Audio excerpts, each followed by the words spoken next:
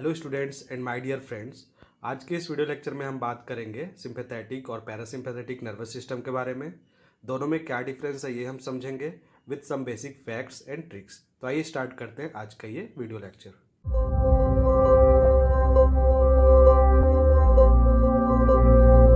तो जो सिंपैथेटिक और पैरासिम्पैथेटिक नर्वस सिस्टम है ये ऑटोनोमिक नर्वस सिस्टम का पार्ट है। ठीक है, इसी का सब डिवीज़न है ये सिंपैथेटिक और पैरासिम्पैथेटिक नर्व सिस्टम।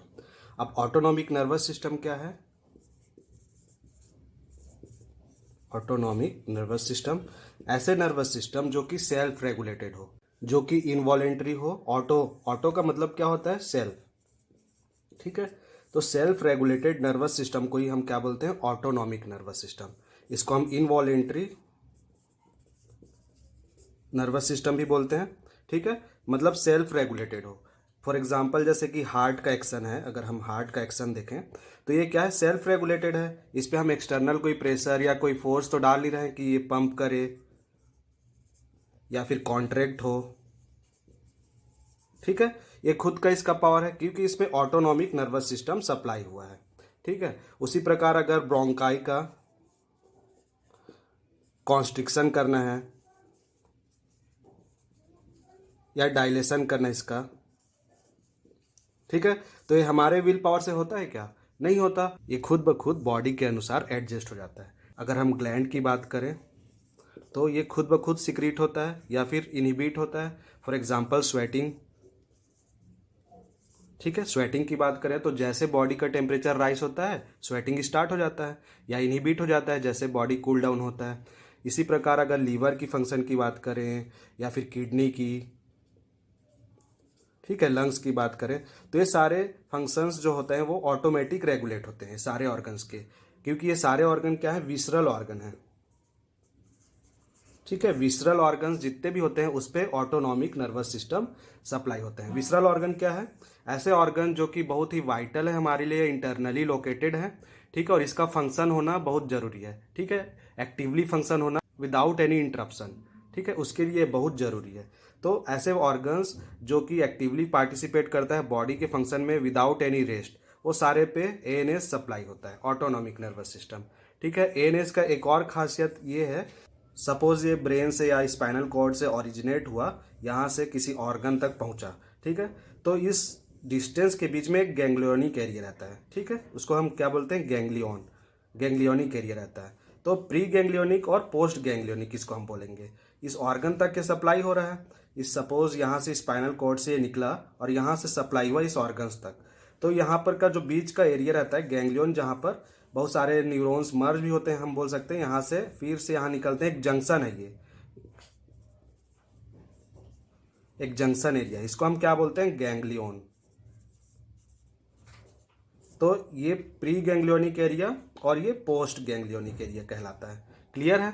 ये भी एक कैरेक्टरिस्टिक फीचर है एएनएस जो कि सोमेटिक नर्वस सिस्टम में हमको देखने को नहीं मिलता। ठीक है, गैंग्लियोनिक एरिया उस पर नहीं होता, जबकि एएनएस में प्री गैंग्लियोनिक और पोस्ट गैंग्लियोनिक एरिया रहता है। अब ये जो प्री गैंग्लियोनिक रहता है वो माइलिनेटेड रहता है। ठीक, ये भी आप ध्यान रखेंगे, माइलिनेटेड रहता है। और जो पोस्ट गैंग्लियोनिक एरिया रहता है वो नॉन माइलिनेटेड, नॉन माइलिनेटेड रहता है। माइलिनेटेड मतलब क्या होता है?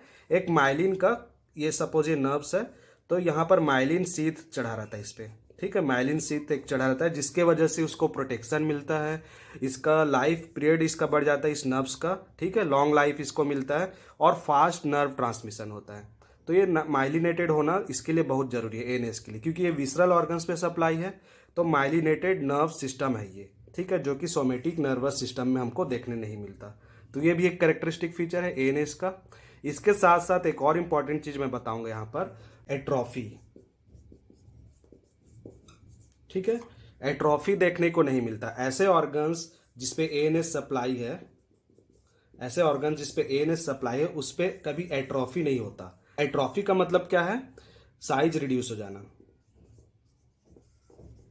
ठीक है, किसी भी सेल का या फिर टिश्यू का या फिर ऑर्गन का अगर साइज रिड्यूस हो जाता है तो उस कंडीशन को हम बोलते हैं एट्रोफी। अब ये साइज रिड्यूस होगा, वो क्या होगा? इसके फंक्शन को हैम्पर करेगा, इसके कंटिन्यूटी को प्रभावित करेगा। तो ये सारा चीज पैरालिसिस भी हो सकता है। ठीक है, तो सोमेटिक नर्वस सिस्टम जो होते हैं वो एट्रोफी कॉज करता है। ठीक है। स्केलेटल मसल पे सोमेटिक नर्वस सिस्टम सप्लाई रहता है, स्केलेटल मसल्स पे सोमेटिक नर्वस सिस्टम सप्लाई हुआ रहता है और वहां पर वो एट्रोफी कॉज करता है। ठीक है। अगर सपोज यहाँ पर कुछ स्टॉपेज हो गया, ब्रेकेज हो गया या उस पर नर्वस सिस्टम में कुछ डैमेज हो गया तो वहां पर एट्रोफी हो जाएगा। मसल एट्रोफी आपने सुना होगा, बट कभी ब्रोंकाई का एट्रोफी या किडनी का एट्रोफी, लीवर लंग्स का एट्रोफी आपने नहीं सुना होगा। ठीक है। तो एएनएस का एक और फायदा यह है कि इस पे एट्रोफी कभी नहीं हो सकता। ऐसे ऑर्गन्स जिसपे एएनएस सप्लाई हुआ है वहां पर ऑर्गन्स का एट्रोफी नहीं होगा, उसका साइज रिड्यूस, सेल का या फिर उसका फंक्शन प्रभावित नहीं होगा, वो कंटिन्यूटी चलते रहेगा। ठीक है। सपोज एक नर्व डैमेज हो गया तो उसको दूसरा मेकअप कर लेगा। ठीक। तो ये एक इंपॉर्टेंट फीचर है ऑटोनॉमिक नर्वस सिस्टम का। एक और इंपॉर्टेंट कैरेक्टरिस्टिक फीचर एएनएस का क्या है कि ये पेरिफेरल प्लेक्सेस फॉर्मेशन करता है। ठीक है। पेरिफेरल प्लेक्सेस फॉर्मेशन करता है। अब ये पेरिफेरल प्लेक्सेस फॉर्मेशन क्या होता है?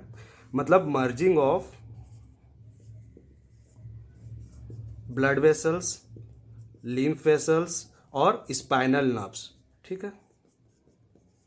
स्पाइनल नर्व्स, ये तीनों का जब मर्जिंग होता है, जब इसके फंक्शंस कोरिलेट हो जाते हैं एक दूसरे से, इंफॉर्मेशन कम्युनिकेट होना इन सभी के बीच में, ब्रेन तक पहुंचना, ब्रेन तक इंफॉर्मेशन पहुंचाना और एक दूसरे के फंक्शन को सपोर्ट जब करते हैं लोग, तो उसको हम बोलते हैं पेरिफेरल प्लेक्सेस फॉर्मेशन। क्लियर है? ताकि कोई भी प्रेशर की अगर बात हो, कोई पेन की बात हो, टेम्परेचर, ये सारे चीज़ों की अगर बात हो, ऊपर नीचे हो रहा हो बॉडी पे, तो ये एक दूसरे को रेगुलेट कर सके और ब्रेन तक के इंफॉर्मेशन बहुत अच्छे से पहुंचा सके। ठीक है। इसको हम बोलते हैं पेरिफेरल प्लेक्सेस फॉर्मेशन। तो ये भी एक यूनिक फीचर है एएनएस का, जो कि सोमेटिक नर्वस सिस्टम में हमको देखने नहीं मिलता। ठीक। तो क्लियर है ANS? So this is a brief introduction about ANS. अब हम सिंपैथेटिक और पैरासिम्पैथेटिक नर्वस सिस्टम को डिटेल में समझते हैं। तो सिंपैथेटिक और पैरासिम्पैथेटिक नर्व ट्रांसमिशन की बात करें, दोनों के फंक्शन की बात करें, तो अक्सर स्टूडेंट कंफ्यूज रहते हैं दोनों के फंक्शन पे, वो बार बार याद करते हैं फिर भी भूल जाते हैं। तो यहाँ पर एक मैं सिंपल सा ट्रिक बताना चाहूँगा जो कि छुपा इन दोनों के नाम पे ही। ठीक है। देखिए, सिंपैथेटिक नर्वस सिस्टम किससे बना है? इसके नाम पे ही है सिंपैथेटिक, मतलब ये सिंपैथी से बना है। ठीक है। सिंपैथी, ऐसे नर्वस सिस्टम जिसपे सिंपैथी क्रिएट हो। ठीक है। सिंपैथी का मतलब क्या होता है? किसी के प्रति दया रखना, सहानुभूति रखना, जिसपे हमारा हार्ट इन्वॉल्व हो, सीधी सी भाषा में। ठीक है। हार्ट इन्वॉल्व हो, उस पर क्या होगा? सिंपैथेटिक नर्वस सिस्टम स्टिमुलेट होगा। हार्ट का स्टिमुलेशन मतलब सिंपैथेटिक नर्वस सिस्टम का स्टिमुलेट होना। जैसे कि हार्ट रेट की अगर बात करें तो ये इंक्रीज हो जाएगा। ठीक है। इसी का इसका कंडक्शन की बात करें या कॉन्ट्रैक्टिलिटी की, ठीक है, तो ये सारे फंक्शंस इंक्रीज हो जाएंगे। अगर सिंपल भाषा में बोले तो इसका क्या हो रहा है? स्टिमुलेशन एक्शन हो रहा है। ठीक है। स्टिमुलेट कर रहा है हार्ट को। जस्ट इसका ऑपोजिट देखने मिलता है हमको पैरासिम्पैथेटिक। पैरा का मतलब ही क्या है? Away from sympathy. देखिए, अवे, पैरा मतलब होता है away, away from sympathy is known as parasympathetic. और जो नर्व सिस्टम सप्लाई होगा उसको हम बोलेंगे पैरासिम्पैथेटिक नर्व सिस्टम। तो हार्ट के फंक्शन को ये सीधा से भाषा में डिप्रेस करे। ठीक है। डिप्रेस करे हार्ट के फंक्शन को। जो हार्ट रेट है उसको ये डिक्रीज कर दे। ठीक है। जो 72 बीट्स होता है पर मिनट, ये हम जानते हैं नॉर्मल हार्ट बीट है, तो उसको ये इफेक्ट करके नीचे कर दे, 70 कर दे, 60 कर दे। ठीक है। और ये इंक्रीज करे, यहाँ पर 72 से ये हो सकता है 80 हो जाए, 85 हो जाए, ये सारा चीज। जबकि यहाँ पर डिप्रेस होना, कंडक्शन का, कॉन्ट्रैक्टिलिटी का, ठीक है, ये सारा चीज इसमें डिप्रेस हो जाना, इसको हम बोलेंगे पैरासिम्पैथेटिक नर्व सिस्टम। तो डिप्रेस कर रहा है यहाँ पर हार्ट के फंक्शन को और यहाँ पर स्टिमुलेट कर रहा है। ठीक। इसको हम एक एग्जांपल से समझते हैं। अगर आपके सामने लायन आ जाए, ठीक है, शेर आ जाए, तो उस कंडीशन में आपका क्या होगा? हार्ट रेट बढ़ जाएगा। ठीक है। कंडक्शन, कॉन्ट्रेक्शन सभी बढ़ जाएगा, हार्ट का स्वेटिंग होगा खूब सारा। या तो हम वहां पर फाइट कर सकते हैं इस लायन से, या तो फ्लाइट कर सकते हैं, वहां से हम उड़न छू हो सकते हैं। या तो शेर से हम लड़ सकते हैं अपना जान बचाने के लिए, या फिर वहां से भाग सकते हैं। ठीक। तो फाइट और फ्लाइट नर्वस सिस्टम हम इसको बोल सकते हैं, सिंपैथेटिक नर्वस सिस्टम को। ठीक है। इसी प्रकार ये क्या होता है? Rest and digest. ठीक, पैरासिम्पैथेटिक नर्व सिस्टम को हम क्या बोलेंगे, रेस्ट एंड डाइजेस्ट। जैसे इसको फाइट और फ्लाइट बोल रहे थे, उसी प्रकार इसको रेस्ट एंड डाइजेस्ट बोलेंगे, क्योंकि इसका मेन रोल डाइजेशन में है। ठीक, या फिर हम रेस्ट करें जब, मतलब जब बॉडी इमरजेंसी कंडीशन में ना फंसा हो, रेस्ट करना है, डाइजेस्ट करना है, तब हमारा पैरासिम्पैथेटिक नर्वस सिस्टम हो। बट जब हम इमरजेंसी कंडीशन में पहुंच जाते हैं, इमरजेंसी के कंडीशन में सिंपैथेटिक नर्वस सिस्टम स्टिमुलेट होगा। ठीक है, जब हमारा हार्ट रेट बढ़ाना हो, कंडक्शन कॉन्ट्रैक्शन को बढ़ाना हो, तब sympathetic nervous system, and away from the sympathy is known as parasympathy. So this is the basic functional difference between this two nervous system. ठीक है, अब इसके साथ साथ एक और इंपॉर्टेंट चीज है, जहां पर सिंपैथेटिक नर्वस सिस्टम स्टिमुलेट होगा, वहीं पर पैरासिम्पैथेटिक नर्वस सिस्टम का भी स्टिमुलेट होना जरूरी है। दोनों एक साथ लिंक बना के चलते हैं। ठीक है, जहां पर पॉजिटिव चीज होता है वहां पर निगेटिव चीज भी होता है, ये हम पढ़ते आए हैं। अगर पॉजिटिव पॉजिटिव करते जाएं या फिर निगेटिव निगेटिव करते जाएं, तो कोई भी ऑर्गन या तो बहुत ज्यादा स्टिमुलेट हो जाएगा, इसके वजह से उसका फेलियर हो सकता है, हार्ट फेलियर हो सकता है यहाँ पर, या फिर बहुत ज्यादा डिप्रेस हो जाएगा, तब भी हार्ट का कंडीशन डिप्रेशन में चल जाएगा, हमारा डेथ हो सकता है। तो दोनों फंक्शन, दोनों नर्वस सिस्टम का आपस में लिंक होकर चलना बहुत जरूरी है। ठीक है, सिंपैथेटिक और पैरासिम्पैथेटिक नर्व सिस्टम। इसलिए हर एक ऑर्गन पे sympathetic, most of the organ बोल सकते हैं, हर एक ऑर्गन नहीं, but most of the organ पे सिंपैथेटिक और पैरासिम्पैथेटिक नर्वस सिस्टम का सप्लाई रहता है, और दोनों का फंक्शन होते रहता है आपस में। अगर कोई चीज स्टिमुलेट हो रहा है, ओवर स्टिमुलेट हो गया, तो पैरासिम्पैथेटिक उस टाइम काम करता है। बहुत ज्यादा इनहिबिट हो जा रहा है, पैरासिम्पैथेटिक हो जा रहा है, हार्ट का रेट बहुत ज्यादा डिप्रेस हो जा रहा है, तो उस टाइम सिंपैथेटिक नर्वस सिस्टम उसको आके सपोर्ट करता है। ठीक है, बट कुछ ऑर्गन ऐसे भी हैं जिसमें सिर्फ सिंपैथेटिक नर्वस सिस्टम और जिसपे सिर्फ पैरासिम्पैथेटिक नर्वस सिस्टम सप्लाई हुए हैं। इसके बारे में हम आगे जानेंगे कौन से ऐसे ऑर्गन है। अभी आप लोग को ये बेसिक समझ आया सिंपैथी और पैरासिम्पैथी में, इसके मीनिंग पे ही, नाम पे ही छुपा ये, ठीक है, कॉन्सेप्ट सिंपैथी से, इस पे आप याद रख लीजिएगा। बट ये हार्ट के कंडीशन पे ही ऐसे हो रहा है ना। अभी मैं नेक्स्ट जो फंक्शन बताऊंगा उस पर जस्ट उल्टा हो जाएगा दोनों का फंक्शन। ये सिर्फ हार्ट पे अप्लाई हो रहा है, स्टिमुलेट करना ये सिर्फ हार्ट के लिए है, या डिप्रेस करना ये हार्ट के लिए है, और अदर ऑर्गन पे जस्ट ऑपोजिट एक्शन होता है। पैरासिम्पैथेटिक का एक्शन हम देखेंगे स्टिमुलेटरी रहेगा, और सिंपैथेटिक नर्वस सिस्टम का एक्शन हम देखेंगे इनहिबिटरी रहेगा। हम इसको स्टेप बाय स्टेप देख लेते हैं ऑर्गन वाइज। तो यहाँ पर आप देख सकते हैं ये कुछ बेसिक फंक्शनल डिफरेंस है सिंपैथेटिक और पैरासिम्पैथेटिक नर्व सिस्टम के से रिलेटेड। ठीक है, अलग अलग ऑर्गन पे इसका अलग अलग एक्शन क्या क्या है ये देख सकते हैं आप।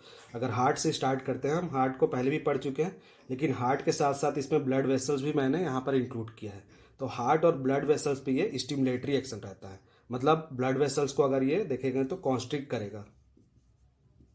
ठीक है, उसी प्रकार हार्ट के एक्शन को तो मैंने बताया, इंप्रूव करेगा, स्टिमुलेट करेगा, उसको एक्टिव करेगा, जबकि यहाँ पर ये डिप्रेस करेगा। ठीक है, हार्ट और ब्लड वेसल को ये डिप्रेस करेगा, हार्ट एक्शन को डिक्रीज करेगा, और ब्लड वेसल्स को ये रिलैक्स करेगा। ठीक है, यहाँ पर ही बस एक ऑपोजिट एक्शन देखने को मिलता है हमको, यहाँ पर स्टिमुलेटरी और यहाँ पर inhibitory. But most of the other cases, ठीक है, अदर ऑर्गन्स पे इसका क्या है देख सकते हैं आप। ब्रोंकाई पे ये रिलैक्स करेगा। ठीक है, ब्रोंकाई को इसको ये रिलैक्स करेगा, मतलब ब्रोंकियो डायलेशन करेगा, ये ब्रोंकियल का जो डायलेशन है उसको बढ़ाएगा।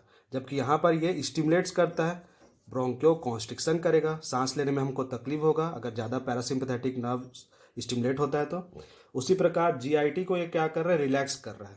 जीआईटी पे एक पेरिस्टालिसिस मूवमेंट होता है, ठीक है, जिसके वजह से खाना जो है नीचे जाता है, डाइजेस्ट होता है, अलग अलग पार्ट्स पे वो घूमता है, वहाँ पर वो एब्जॉर्ब होता है। तो डाइजेशन को ये रिलैक्स कर दे रहा है, पेरिस्टालिसिस मूवमेंट को ये स्लो कर देता है। ठीक, रिलैक्स, जबकि यहाँ पर ये स्टिमुलेट करेगा। ठीक, डाइजेशन को बढ़ाएगा। हमने इसका पढ़ा है, इसका नाम क्या है, rest and digest nervous system, rest and digest. तो यहाँ पर डाइजेशन को ये स्टिमुलेट कर रहा है, जीआईटी के पेरिस्टालिसिस मूवमेंट को ये इंप्रूव कर रहा है, स्टिमुलेट कर रहा है। ब्लैडर की अगर बात करें, यूरिनरी ब्लैडर की, तो यहाँ पर इसको ये रिलैक्स करता है, मतलब ब्लैडर को ये डायलेट करता है। ठीक है, यूरिन आउटफ्लो जो होता है वो डिक्रीज हो जाएगा। ब्लैडर अगर डायलेट रहेगा तो यूरिन आउटफ्लो तो कम होगा ही, लेकिन यहाँ पर ये स्टिमुलेट करता है, ब्लैडर को कॉन्स्ट्रिक्ट करता है। ठीक है, कॉन्स्ट्रिक्ट करेगा, जिसके वजह से यूरिन आउटफ्लो जो है वो बढ़ जाएगा। ठीक है, कॉन्स्ट्रिक्शन होने से यूरिन आउटफ्लो होगा, तो यहाँ पर यूरिन आउटफ्लो कम हो जाएगा, क्योंकि ये रिलैक्स कर रहा है, डायलेट कर रहा है, यहाँ पर कॉन्स्ट्रिक्ट कर रहा है। प्यूपिल के साइज को अगर देखें, आई पे जो प्यूपिल होता है उसके साइज को ये क्या करेगा, डायलेट कर देगा, बड़ा कर देगा, रिलैक्स कर देगा उसको, ठीक है। जबकि यहाँ पर ये क्या होगा, कॉन्स्ट्रिक्ट हो जाएगा, ठीक, छोटा हो जाएगा। तो इस कंडीशन को हम क्या बोलते हैं, मिड्रियासिस, और इसको क्या बोलते हैं, मियोसिस, ठीक। अब ये मिड्रियासिस और मियोसिस को हम कैसे याद रखें, कभी कभी स्टूडेंट कंफ्यूज जाते हैं, मियोसिस मतलब सोच लेते हैं डायलेशन, और मिड्रियासिस मतलब हो सकता है कॉन्स्ट्रिक्शन हो उन लोग के माइंड में। तो ये कैसे क्लियर हो, इसके लिए भी मैंने एक वीडियो बनाया है, मेरा फर्स्ट वीडियो आप देख सकते हैं, लिंक डिस्क्रिप्शन पे मैंने शेयर किया है, वहाँ पर आप जाके इसको जरूर देखें, ठीक है, ताकि आप लाइफ लॉन्ग इसको, मैं गारंटी रखता हूँ आप कभी नहीं भूलेंगे, मिड्रियासिस और मियोसिस को कभी कंफ्यूज नहीं हो जाएंगे, ठीक है। आप एक बार जाके देख लीजिए। ग्लैंड ग्लैंड के सिक्रीशन को ये डिप्रेस करता है, मतलब इनहिबिट करता है, ठीक, जबकि यहाँ पर ये स्टिमुलेट करता है accept in the case of sweating, ठीक। स्वेटिंग के केस में मैंने जैसे पहले बताया, ये इंप्रूव करेगा और ये रिलैक्स करेगा। जब रेस्ट और डाइजेस्ट होगा तो स्वेटिंग तो होगा नहीं, उस टाइम तो हमको पसीना आता नहीं है, तो सिर्फ स्वेटिंग के केस में उल्टा होता है। बाकी मोस्ट ऑफ द केस, जैसे कि गैस्ट्रिक जूस स्टिमुलेट करना है या फिर पैनक्रियाटिक जूस स्टिमुलेट करना है, तो उस पर ये पैरासिम्पैथेटिक नर्वस सिस्टम काम आएगा और सिंपैथेटिक उसको इनहिबिट करेगा। बट ये दोनों का साथ में चलना बहुत जरूरी है, मैं बार बार यही बताऊंगा आपको। ये सारे तो हो गया इसका फंक्शनल डिफरेंस। अब इससे रिलेटेड और कुछ अदर डिफरेंस है, वो हम देख लेते हैं। बाकी ये सारे डिफरेंस आपको बहुत इंपॉर्टेंट है, हमेशा याद रखना चाहिए। तो इसका अदर जो डिफरेंस है उस पर हम पहले ओरिजिन को कवर करते हैं, ठीक है। ओरिजिन ये कहाँ से हुआ है, कहाँ से इसका उत्पत्ति हुआ है, उसके वजह से भी इसका नाम रखा गया है। तो हम सिंपैथेटिक नर्वस सिस्टम को डोर्सोलुम्बर नर्व्स बोलते हैं और पैरासिम्पैथेटिक नर्व सिस्टम को क्रेनियोसैक्रल नर्व्स बोलते हैं, ठीक है। अब इसमें कौन कौन से नर्व्स इन्वॉल्व होते हैं, T1 to L2 या फिर L3 in case of sympathetic nervous system, ठीक है। और पैरासिम्पैथेटिक नर्वस सिस्टम में 3, 7, 9 और 10 ये नर्व्स इस पे इन्वॉल्व होते हैं। उसके साथ साथ S2 से S4। तो ये इसका ओरिजिन रिलेटेड डिफरेंस है। तो इसको भी याद रखने का एक ट्रिक है, मैंने अपने टाइम पे, कॉलेज टाइम पे इसको ऐसे याद रखा था, सब लूडो कैश पे, ठीक है, सब लूडो कैश पे, ये ट्रिक आप याद रख लीजिए। सब लूडो मतलब, ये लूडो का मतलब क्या होता है यहाँ पर, डोर्सोलुम्बर, और सब मतलब सिंपैथेटिक, ठीक है। डोर्सोलुम्बर जो है वो सिंपैथेटिक नर्व ट्रांसमिशन है, जबकि कैश कार्नियो और सैक्रल।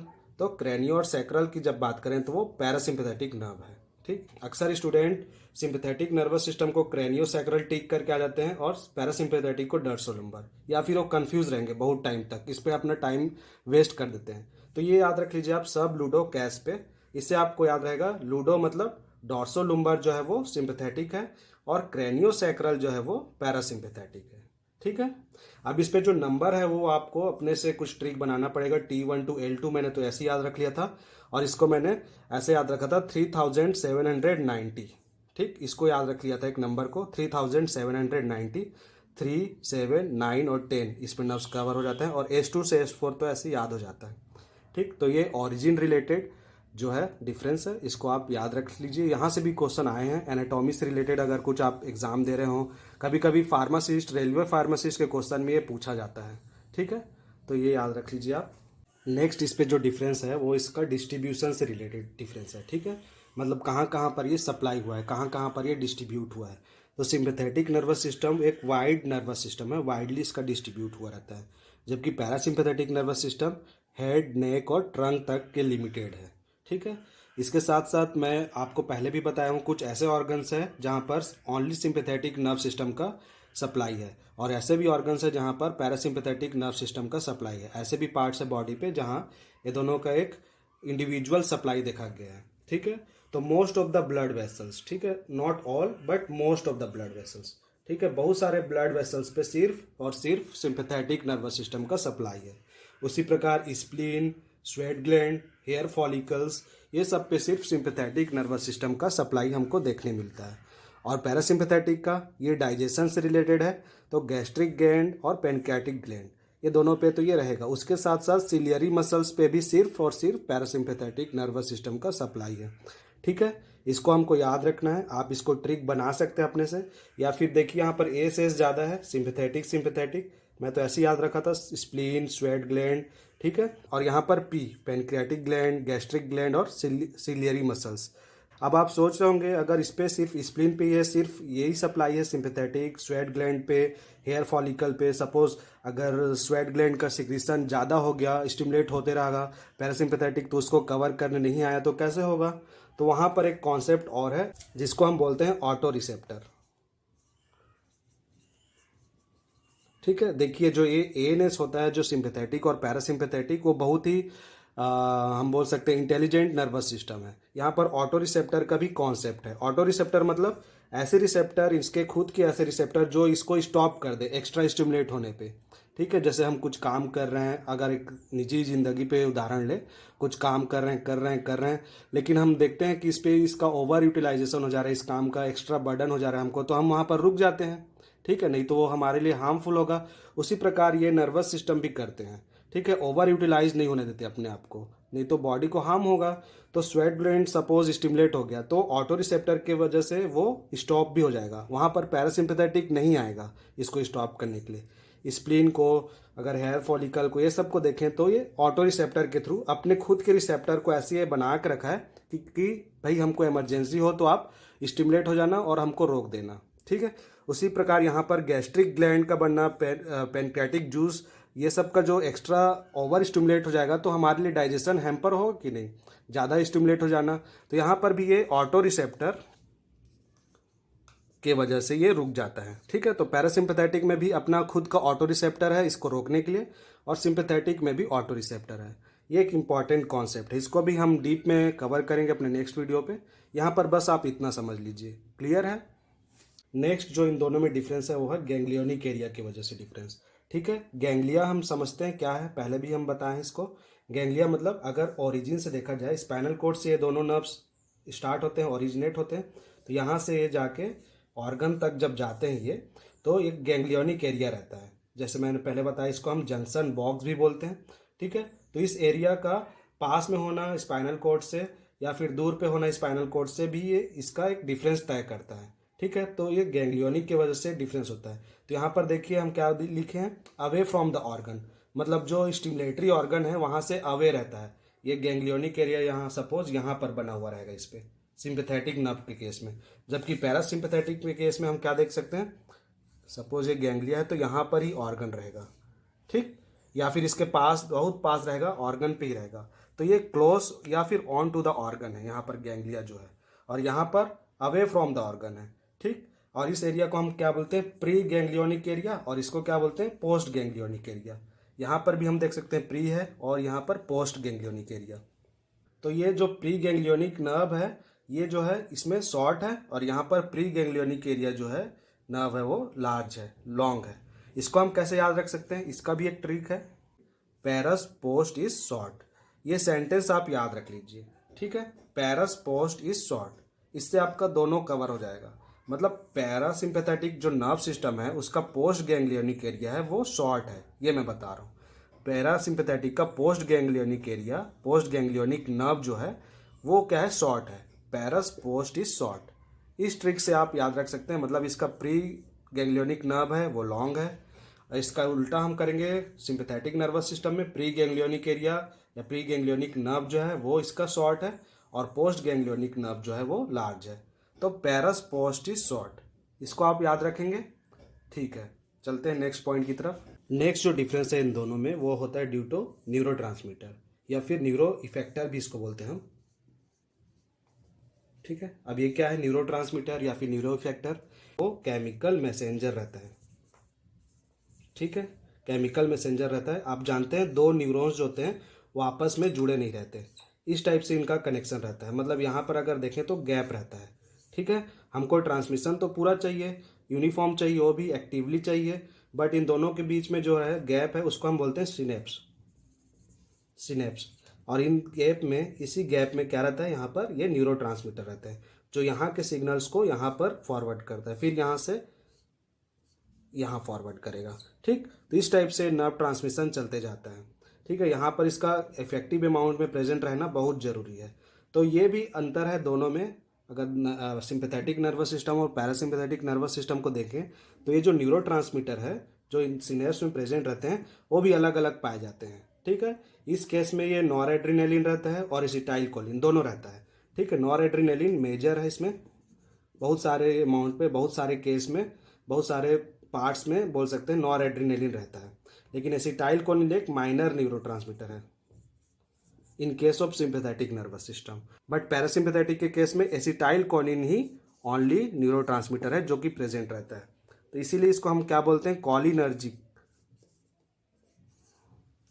कॉलिनर्जिक नर्व ट्रांसमिशन भी बोलते हैं हम इसको, पैरासिम्पैथेटिक नर्व ट्रांसमिशन को। और सिंपैथेटिक नर्वस सिस्टम को हम बोलते हैं एड्रिनर्जिक, ठीक है, एड्रिनर्जिक नर्व ट्रांसमिशन। तो इसमें नॉरएड्रेनालिन एसिटाइलकोलिन दोनों ही पाया जाता है और इसके साथ साथ एड्रिनालिन भी पाया जाता है, ठीक है, एड्रिनालिन भी पाया जाता है इसमें। तो तीनों प्रकार के न्यूरोट्रांसमीटर या न्यूरो इफेक्टर इसमें पाया जाता है, नॉरएड्रेनालिन, एड्रिनालिन और एसिटाइलकोलिन। और जबकि इसमें एसिटाइलकोलिन ही एक न्यूरोट्रांसमीटर है जो पाया जाता है। न्यूरोट्रांसमीटर आपको क्लियर है, जो सिनेप्स में प्रेजेंट रहता है, जो सिग्नल को कैरी करता है। सिनेप्स मतलब दोनों के बीच, न्यूरॉन्स के बीच में जो गैप रहता है उसको हम बोलते हैं। न्यूरॉन्स आपस में जुड़े नहीं रहते। हम लिखने के लिए तो ऐसे लिख देते हैं, यहाँ पर गैंग्लियोनिक है, यहाँ से ओरिजिन हो रहा है तो यहाँ पर ऑर्गन तक सप्लाई हो रहा है। लेकिन इसको अगर हम जूम करके देखें तो ये कुछ इस टाइप से रहेगा, ठीक है, आपस में कनेक्टेड नहीं रहता, ये दोनों के बीच में गैप रहता है, उसी को हम बोलते हैं सिनेप्स। देखिए हम इसको डायग्राम वे पे भी समझ सकते हैं। पैरासिम्पैथेटिक नर्व्स और सिंपैथेटिक नर्व्स को मैंने यहाँ पर डायग्राम से समझाया है। अगर गैंग्लियोनिक एरिया की बात करें दोनों के, तो वहाँ पर तो एसिटाइलकोलिन रहना फिक्स है, ठीक है, एसिटाइलकोलिन ही न्यूरोट्रांसमीटर रहेगा गैंग्लियोनिक एरिया पे, दोनों नर्वस सिस्टम पे। बट इफेक्टर ऑर्गन पे कौन सा न्यूरोट्रांसमीटर प्रेजेंट है, उसी की वजह से इसका नाम एड्रिनर्जिक और इसका कोलिनर्जिक पड़ा है, ठीक है। तो पैरासिम्पैथेटिक के केस में दोनों एरिया पे एसिटाइलकोलिन न्यूरोट्रांसमीटर जो है वो एसिटाइलकोलिन है। बट सिंपैथेटिक पे नॉरएड्रेनालिन भी हो सकता है, एसिटाइलकोलिन भी हो सकता है, ठीक है, और एड्रेनालिन भी हो सकता है। जहाँ पर एसिटाइलकोलिन है वहाँ पर ये देखो पैरासिम्पैथेटिक जैसे काम कर रहा है, एसिटाइलकोलिन यहाँ भी है, यहाँ भी है, जैसे इसमें था। तो इसीलिए हम इसको कोलिनर्जिक माइनर बोलते हैं, कोलिनर्जिक माइनर। रहने के लिए तो ये सिंपैथेटिक नर्व्स है, लेकिन इस पे कुछ केसेस पे, बहुत कम केसेस पे एसिटाइलकोलिन भी प्रेजेंट रहता है न्यूरोट्रांसमीटर, ठीक है, इसलिए इसको हम कोलिनर्जिक माइनर भी बोलते हैं। उसी प्रकार एड्रिनल मेडुला के केस में एड्रिनलिन भी इसमें रहता है, बट इसमें फिक्स है, एसिटाइलकोलिन ही एक न्यूरोट्रांसमीटर रहेगा। तो ये डायग्राम पे आप समझ सकते हैं, इसका स्क्रीनशॉट आप ले सकते हैं। नेक्स्ट डिफरेंस है इन दोनों के जो न्यूरोट्रांसमीटर है उसका स्टेबिलिटी से रिलेटेड, ठीक है। न्यूरोट्रांसमीटर जो नॉरएड्रेनालिन रिलीज हो रहा था वो एक स्टेबल न्यूरोट्रांसमीटर है, रैपिडली डिस्ट्रॉय नहीं होता जल्दी से, ठीक है, जल्दी से डिफ्यूज हो जाएगा, अच्छे से काम करेगा, रैपिडली मतलब लॉन्ग लास्टिंग रहेगा। बट यहाँ पर एसिटाइलकोलिन जो रहता है वो रैपिडली डिस्ट्रॉय हो जाता है, ठीक है, ये भी एक डिफरेंस है। अगर यहाँ पर एसिटाइलकोलिन स्ट्रेस एक एंजाइम रहता है, इसको भी आप याद रख लीजिए, एसिटाइलकोलिन स्ट्रेस की वजह से ये रैपिडली डिस्ट्रॉय हो जाता है। अब एक लास्ट डिफरेंस इन दोनों में हम देख लेते हैं, ओवरऑल फंक्शन इसका क्या रहता है और इसका क्या रहता है, ठीक है। तो इसका स्ट्रेस और इमरजेंसी के कंडीशन पे इसका मेजर रोल है।